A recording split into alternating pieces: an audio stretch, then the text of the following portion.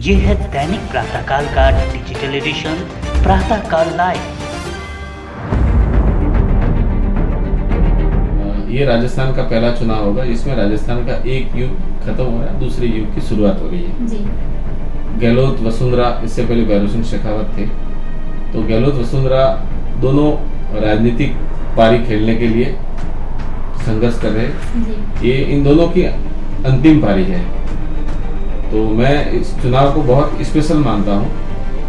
और ये अलग कर्नाटक चुनाव के बाद ये बीजेपी और कांग्रेस के लिए सबसे इम्पोर्टेंट चुनाव बन गया है।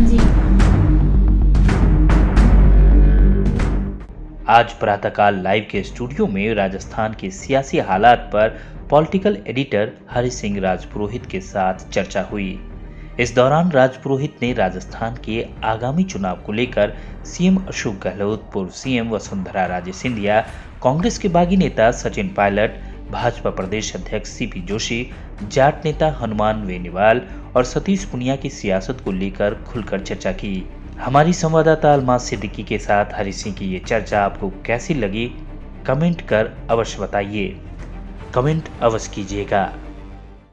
नमस्कार, मैं अलमास सिद्दीकी और इस वक्त मेरे साथ मौजूद हैं प्रातःकाल के पॉलिटिकल एडिटर हरि सिंह राजपुरोहित। तो आज हम इनसे राजस्थान की सियासत के बारे में चर्चा करेंगे।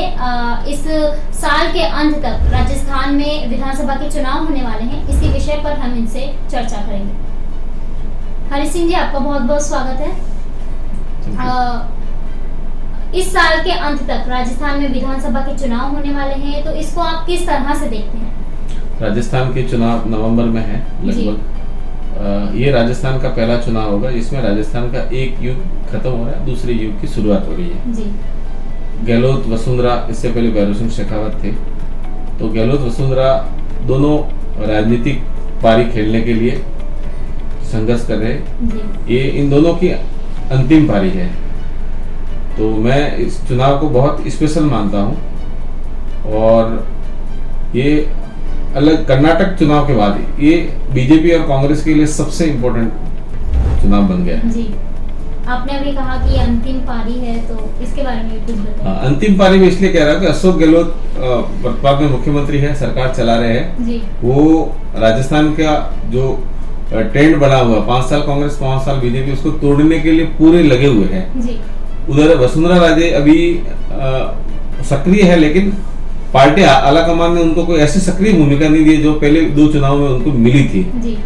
लेकिन देखते हैं भाजपा कुछ समय बाद वसुंधरा को खुले मैदान में उतारती है या नहीं उतारती है। जी। जैसा कि आपने कहा कि ये ट्रेंड रहा है राजस्थान में, एक बार बीजेपी, एक बार कांग्रेस, एक बार बीजेपी, तो क्या इस बार भी ये ट्रेंड मुसलसल जारी रहेगा या फिर कुछ बदलाव आएंगे?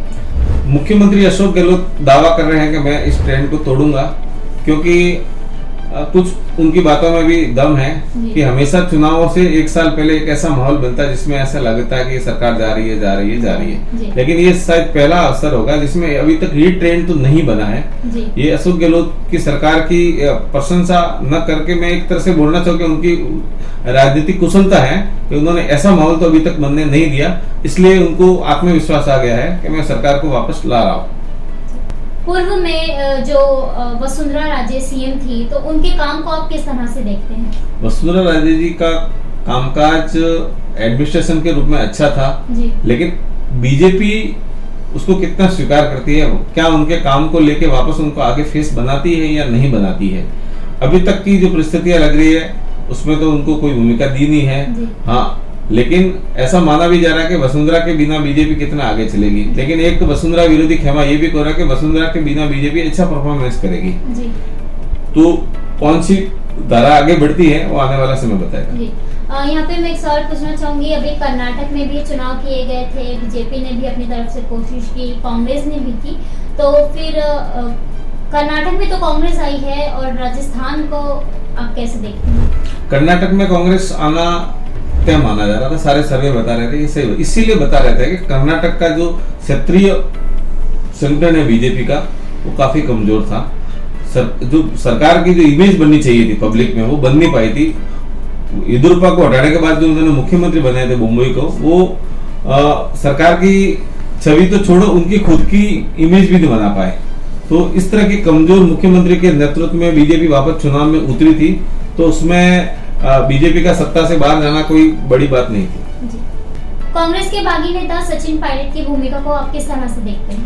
ये सबसे इम्पोर्टेंट सवाल है कि राजस्थान चुनाव से पहले मुख्यमंत्री अशोक गहलोत का जो दावा है कि मैं सरकार को रिपीट कर रहा हूँ, बीजेपी दावा कर रही है कि हम सत्ता में लौट वापस आ रहे हैं 5 साल के वनवास के बाद, लेकिन दोनों के बीच में जो बड़ी दीवार है वो 2 नेता है।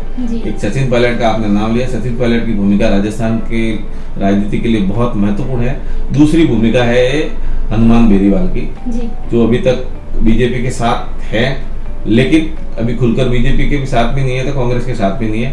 वो एक बार फिर राजस्थान में क्षेत्रीय दल की स्थापना के लिए संघर्षरत है। हनुमान बेनीवाल ने पिछली बार बीजेपी की लगभग 18 सीटों पर नुकसान पहुंचाया था और 3 उनके विधायक जीत के आए थे।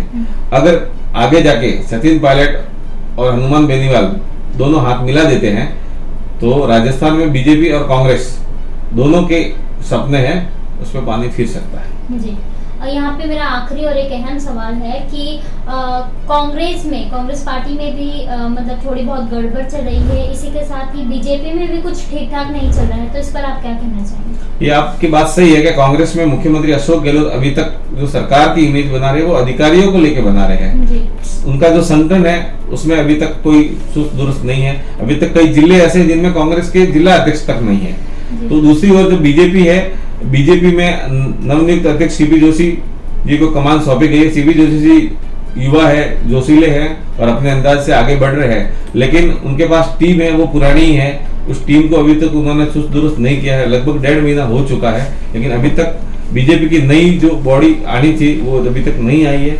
रही बात बीजेपी के कोऑर्डिनेशन की, तो बीजेपी में अभी भी खेमेबाजी में बीजेपी में है। जैसे वसुंधरा राजे अलग थलग है, सतीश पूनिया का अपना अलग गुट है, सीपीजी किसी गुट में नहीं है, वो संगठन के साथ है। लेकिन इन सारी चीजों को देख के लगता है बीजेपी में जो स्थिति होनी चाहिए वो तो नहीं है। तो जैसा कि आपने देखा, ये थे हमारे साथ हरीश सिंह, जिन्होंने राजस्थान में चल रही सियासत के बारे में हमें बताया और इस विषय पर चर्चा की। इसी तरह और राजस्थान की सियासत के बारे में जानने के लिए देखते रहिए प्रातःकाल लाइव। आप ये कार्यक्रम YouTube पर देख रहे हैं तो हमारे चैनल को जरूर सब्सक्राइब करें और Facebook पर देख रहे हैं तो हमारे पेज को लाइक करना ना भूलें।